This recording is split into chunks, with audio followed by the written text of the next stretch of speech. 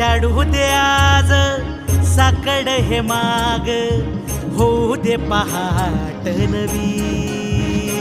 आता होऊन जाऊ दे साऱ्या जगाला पाहू दे, पडू दे पाऊल पुढं.